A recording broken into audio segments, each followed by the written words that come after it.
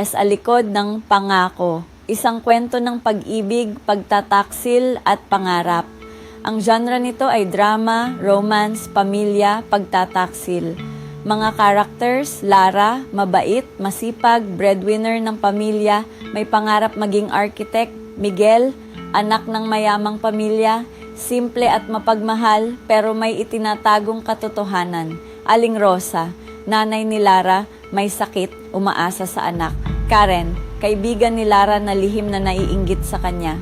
Don Eduardo, ama ni Miguel, istrikto at kontrolado ang buhay ng anak. Episode 1, ang simula ng lahat.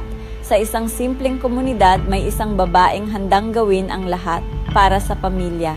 Makikita si Lara nagluluto, naglalaba, naghahanda ng gamot. Wika ni Aling Rosa, Lara, pasensya ka na anak, pabigat na naman ako. Si Lara ay nakangiti at sumagot, Ma, hindi ka pabigat. Ikaw ang dahilan kung bakit ako lumalaban. Pagkalipas ng paghahanda sa umaga at pag-aasikaso sa kanyang ina, si Lara ay pumasok na sa trabaho.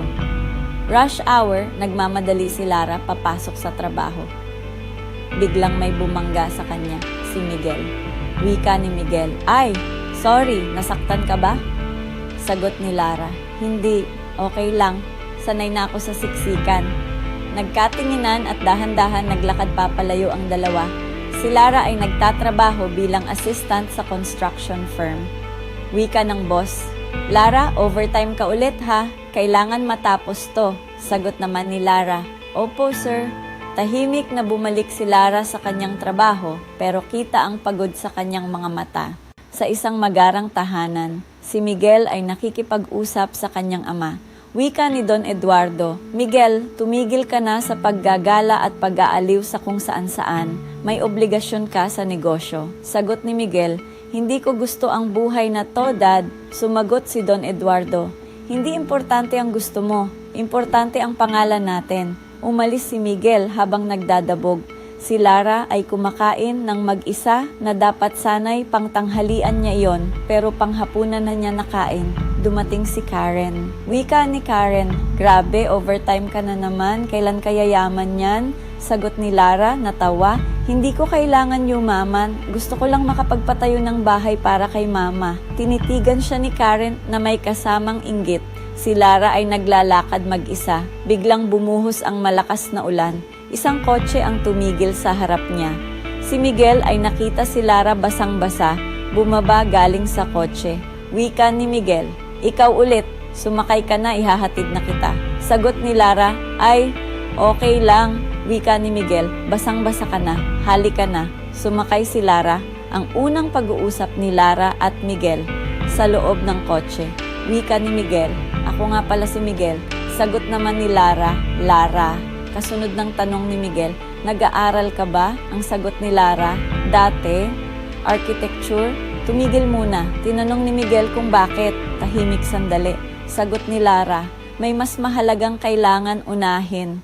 Pagkatapos ng mahabang kwentuhan ni Lara at Miguel, ibinaba si Lara sa kanyang tahanan.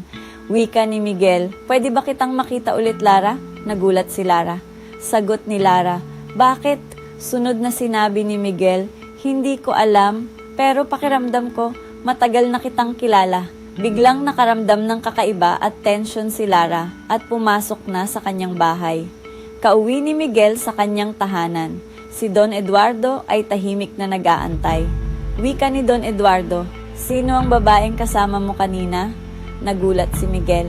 Sunod sa sabi ni Don Eduardo na medyo mataas ang boses, Tandaan mo, hindi ka pwedeng ma-inlove sa kung sino-sino lang.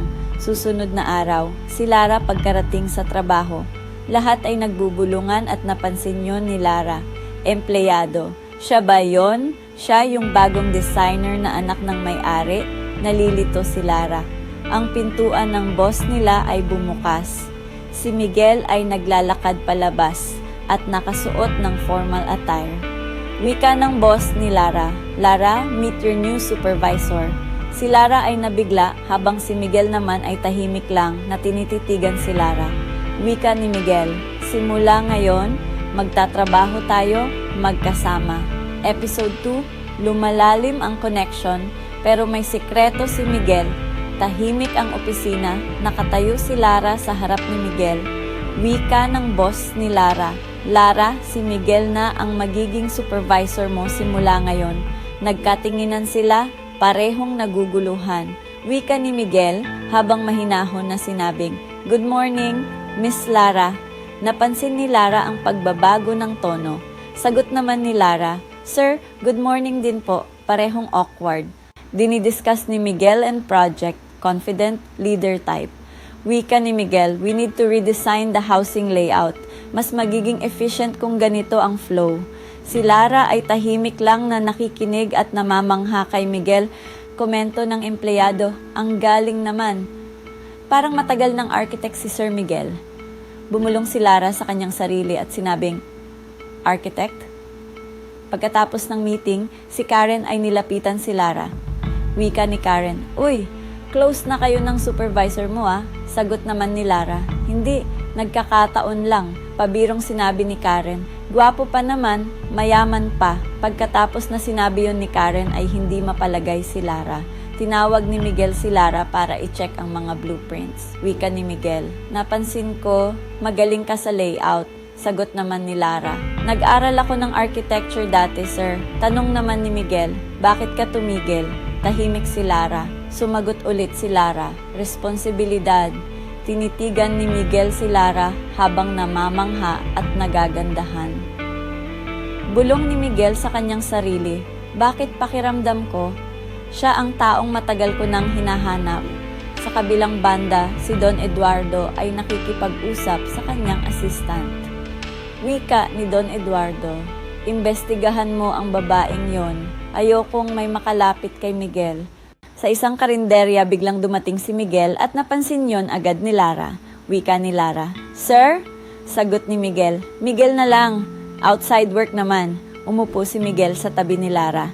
Nagtanong si Miguel, "Hindi ka pa rin bumabalik sa pag-aaral mo ng architect?" Sagot ni Lara, "Hindi kaya ng budget, sir." Tahimik na tinanggap ni Miguel ang sagot ni Lara. Biglang umulan ng mahina sa labas.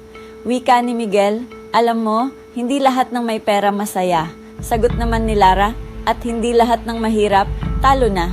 Nagkatinginan at sabay napangisi si Miguel at Lara. Nakatanggap ng tawag si Miguel at naging tensyonado ito. Hindi kilalang boses galing sa cellphone ni Miguel. "Miguel, kailan mo sasabihin sa kanya ang totoo?" Tinitigan ni Miguel si Lara habang kinakabahan. Sagot naman ni Miguel, "Hindi pa oras." Hinatid ulit ni Miguel si Lara sa kanyang bahay. Pagkarating sa bahay ni Lara, wika ni Lara, "Sir, gusto niyo po bang pumasok at magkape saglit? Malayo po talaga ang bahay ko sa trabaho, kaya alam ko napagod po kayo sa pagdadrive." Pumasok si Miguel sa bahay ni Lara. Pagkapasok ni Lara at Miguel sa bahay, nagmano ito sa kanyang ina. Nakita ni Miguel ang pag-alaga ni Lara sa kanyang ina na may sakit. Wika ni Aling Rosa, "Salamat iho at hinatid mo ng ligtas ang anak ko sa bahay namin. Ikaw ba ang nobyo ng anak ko?" Nabigla silang pareho. Biglang pasigaw na sabi ni Lara, "Ma!" Napangiti si Miguel at nakaramdam ng hiya sa kanyang narinig. Nung palabas na sa bahay si Miguel, bigla siyang napatigil. Napabulong si Miguel sa kanyang sarili at sinabing, "Paano kung malaman niya kung sino talaga ako? Mananatili pa kaya siya?" Nung pauwi na rin si Karen, biglang nakita niya si Miguel sa labas ng bahay ni Lara sa malayo. Wika ni Karen, "Hindi pwede, ako dapat ang nasa posisyon na yan." Nagtanim ng sama ng loob si Karen kay Lara. Kauwi ni Miguel, kinausap to agad ni Don Eduardo. Wika ni Don Eduardo, "Pinapalapit mo ang sarili mo sa babaeng yon." Sagot naman ni Miguel, "Hindi siya katulad ng iniisip mo, Dad." Wika ulit ni Don Eduardo, "Lahat ng tao may kapalit, lalo na ang mahihirap." Nagalit si Miguel sa kanyang narinig at umalis. Hating gabi at nag-iisa si Miguel sa kanyang silid. Binuksan niya ang kanyang drawer, kinuha ang isang dokumento. Ang nakasulat sa dokumento, marriage contract, Miguel and Sofia. Sa susunod na araw, dumating si Lara sa opisina. May eleganteng babae na nag-aantay sa opisina. Mukhang mayaman at confident. Wika ng babae, "Ikaw si Lara?" Sagot ni Lara, "Opo." Ngumisi ang hindi kilalang babae. Wika ulit ng babae, ako si Sofia, fiancé ni Miguel. Nabigla si Lara. Dumating si Miguel sa opisina at nakita nito na nag-uusap si Lara at Sofia. Wika ni Miguel, Sofia, naging tensyonado ang buong kapaligiran. Sa likod ng bawat ngiti, may lihim. Sa likod ng bawat paglapit, may sugat. Ano ang mangyayari kapag nalaman ni Lara ang katotohanan tungkol kay Miguel? Kung nagutuhan mo ng kwento na ito, huwag kalimutan pindutin ang like, share at mag-subscribe. To be continued.